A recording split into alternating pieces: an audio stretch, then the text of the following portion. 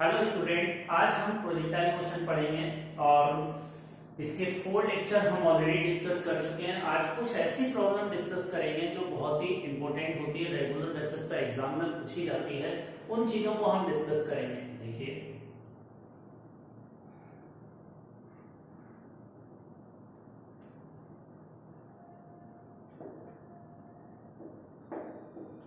देखिए, पार्टिकल को अगर हम इस तरह से हॉरिजॉन्टल से सर्टेन एंगल पे प्रोजेक्ट करते हैं तो ये पैराबोलिक पाथ पर इस पाथ के अराउंड मूव करता है।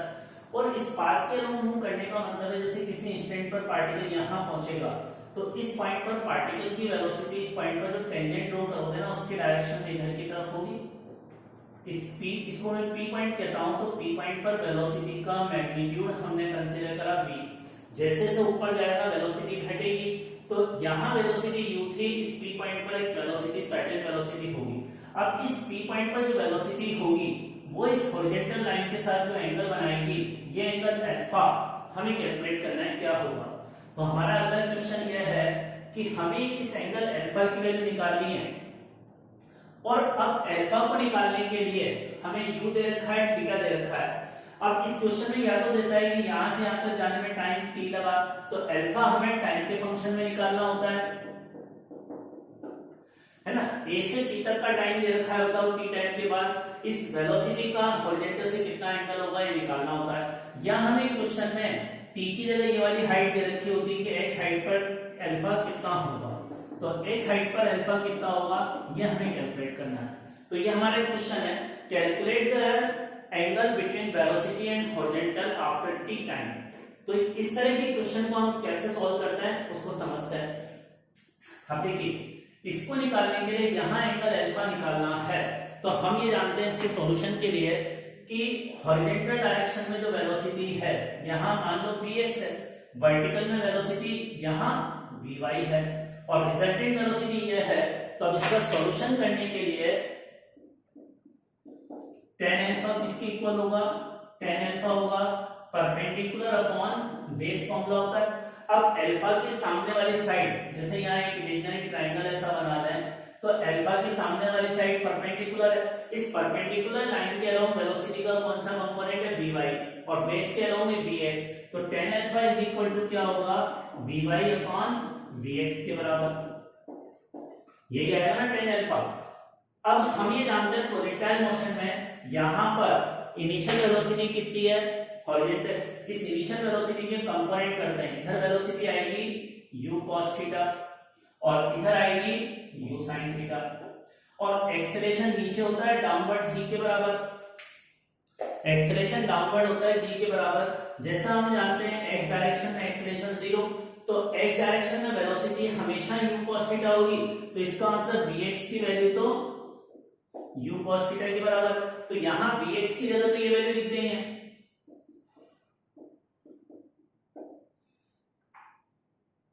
अब हमें अल्फा निकालना है, vy आ जाए तो हमारा क्वेश्चन सॉल्व हो जाएगा। अब यहां इस p पॉइंट पर वेलोसिटी कितनी होगी ये निकालने के लिए हमें मोशन की इक्वेशन अप्लाई करनी होगी।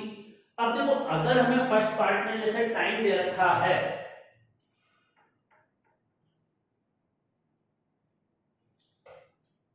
पहले पार्ट में मुझे टाइम गिवन है क्वेश्चन में, तो टाइम के फंक्शन में निकालूंगा इस पॉइंट पर वेलोसिटी। तो मैं a से p तक मोशन की फर्स्ट इक्वेशन लगा लूं, v is equal to u plus at। y direction में इक्वेशन लगाएंगे, a से p के बीच लगाएंगे। अपवर्ड डायरेक्शन को मैंने पॉजिटिव कहा, अपवर्ड डायरेक्शन को पॉजिटिव में कह रहा हूं। तो अब इस p पॉइंट पर वेलोसिटी कितनी आ जाएगी, इस इंफॉर्मेशन से y डायरेक्शन में वेलोसिटी, इनिशियल वेलोसिटी कितनी है y डायरेक्शन में, ये uy है, और अपवर्ड है तो इसको पॉजिटिव लिखूंगा u sin थीटा, और y डायरेक्शन में acceleration minus g into t। अब बस यहां से vy की वैल्यू इसमें रख देंगे, वो अपना आंसर होगा। तो vy की वैल्यू यहां रखेंगे तो आंसर क्या हो गया, u sin theta minus gt।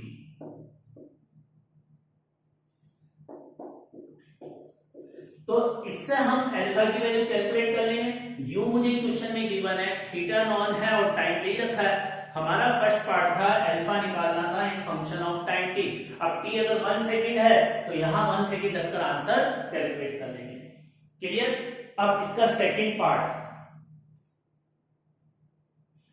देखो, सेकंड पार्ट में मुझे अल्फा निकालना है, सेकंड पार्ट में मुझे अल्फा निकालना है इन फंक्शन ऑफ हाइट h। ये वर्टिकल हाइट क्वेश्चन में गिवन है।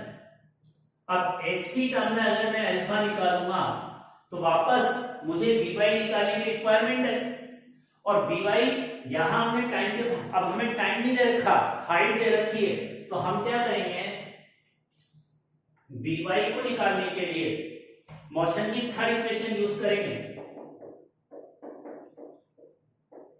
और y डायरेक्शन मोशन की मुझे y डायरेक्शन की वेलोसिटी निकालनी है, तो y डायरेक्शन में मोशन की थर्ड इक्वेशन अप्लाई कर देते हैं a से p के बीच में, और वापस से अपर डायरेक्शन को हमने पॉजिटिव कंसीडर किया। नाउ इसमें वैल्यू रखते हैं, तो by का square is equal to u sin theta का whole square plus 2 acceleration minus g होगा, डिस्प्लेसमेंट h के बराबर है। अब इससे by निकालेंगे, तो by इससे कितना आ गया, under root,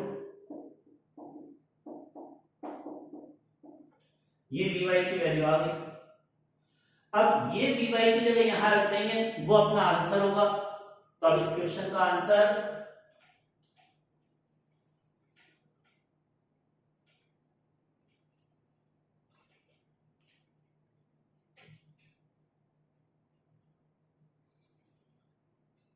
tan alpha is equal to, नीचे तो u cos थीटा आना ही आना है, अब ऊपर by की जगह ये वैल्यू आएगी अंडर रूट में u square sin square theta minus 2gh।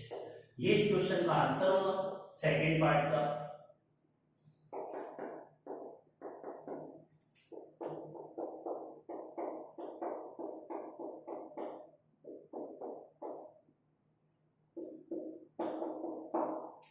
अब देखो क्वेश्चन ये दे रखा है, नेक्स्ट प्रॉब्लम, और इसमें हमें रेंज निकालनी है, x और y में इक्वेशन दे रखी है, इक्वेशन ऑफ ट्रेजेक्टरी हमें क्वेश्चन में गिवन है, और इस क्वेश्चन को सॉल्व करके रेंज कैलकुलेट करनी है।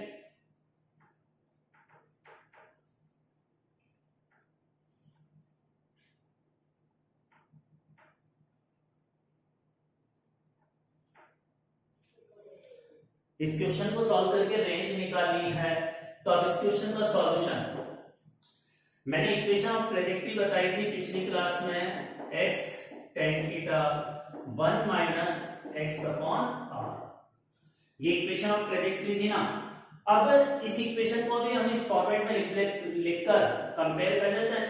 तो अगर इन दोनों इक्वेशन को कंपेयर करूंगा मैं, इसको ऐसे लिखा जा सकता है x tan theta minus x square tan theta upon r, इस x tan थीटा से अंदर मल्टीप्लाई कर दिया। अब इन दोनों को कंपेयर करूंगा इक्वेशन को, y is equal to x into 4 minus x square into 1/8। अब देखो यहां x का कोफिशिएंट tan थीटा है और यहां x का कोफिशिएंट 4 है, तो tan थीटा बराबर 4 आ गया,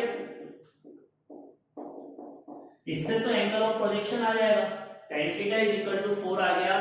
अब x स्क्वायर का कोफिशिएंट यहां और यहां बराबर कर दूं, तो यहां x स्क्वायर का कोफिशिएंट है tan थीटा अपॉन r, और यहां x स्क्वायर का कोफिशिएंट है 1/8। अब यहां से tan थीटा की वैल्यू 4 इसमें रखूंगा, तो रेंज कैलकुलेट हो जाएगी।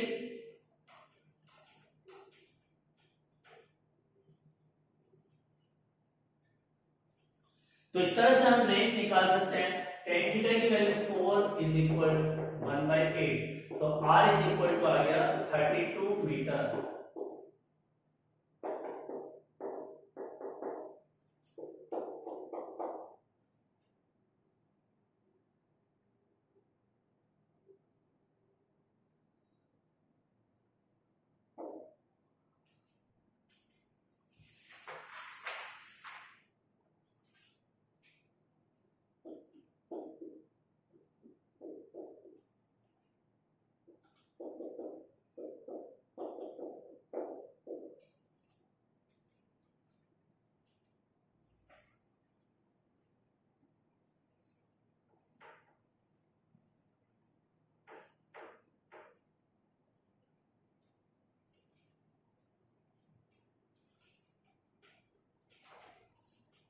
अब देखिए नेक्स्ट प्रॉब्लम, यहां से हम एक पार्टिकल को प्रोजेक्ट कर रहे हैं u वेलोसिटी से at an angle of theta पर, तो इस तरह से पैराबोलिक पाथ पर फॉलो करता हुआ जाता है और ये एक h हाइट की बिल्डिंग है, इसके जस्ट टॉप पॉइंट पर ये ग्रेजिंग टच करता हुआ निकल जाता है, यहाँ इसके जस्ट टच होता हुआ इस तरह से दूसरी तरफ जाकर गिरता है, मतलब ये दीवार इस पॉइंट ऑफ प्रोजेक्शन से 8 मीटर आगे और दीवार के 4 मीटर पीछे जाकर इस बी पॉइंट पर एक प्रोजेक्टाइल गिरता है। हमें एंगल ऑफ प्रोजेक्शन अगर 45 डिग्री दे रखा है तो इस बिल्डिंग की हाइट बतानी क्या होगी, find height of given building. अब देखो इसको सॉल्यूशन के लिए इस क्वेश्चन में रेंज कितनी है, 8 + 4, रेंज 8 + 4 12 मीटर है। अब क्वेश्चन में ये हाइट निकालने के लिए मैं इक्वेशन ऑफ ट्रेजेक्टरी जो अभी बताई थी पिछले क्वेश्चन में, इसका आंसर निकाल दूंगा 1 - x/r। अब देखो इससे आंसर कैसे निकालेंगे, इस इक्वेशन से, इस इक्वेशन ऑफ ट्रेजेक्टरी में ये जो पॉइंट ऑफ प्रोजेक्शन होता है, ओरिजिन होता है, ये x एक्सिस, ये y एक्सिस। अब ये इक्वेशन इस पॉइंट के लिए लगा देता हूं। देखो इस P पॉइंट के कोऑर्डिनेट अगर मैं x, y कंसीडर करूंगा तो ये इसका x कोऑर्डिनेट ही तो है और x कोऑर्डिनेट तो कितना आ गया 8 और y कोऑर्डिनेट h है जो हमें कैलकुलेट करना है, y कोऑर्डिनेट h है जो हमें कैलकुलेट करना है। अब इसमें ये सारी वैल्यूज रख देते हैं, तो h हमें निकालना है, x की जगह 8 और tan 45 डिग्री, 1 - x 8 है और r जो है 12 है। बस इसको सॉल्व करके हम h निकाल लेंगे, तो tan 45 तो 1 होता है, 8 × 1 और ये कितना हो जाएगा 1 - 2/3, तो आंसर हो गया 8/3 मीटर। तो इस तरह से हम इस क्वेश्चन को सॉल्व कर सकते हैं। ये अपना प्रोजेक्टाइल मोशन वाला चैप्टर कंप्लीट। Thank you.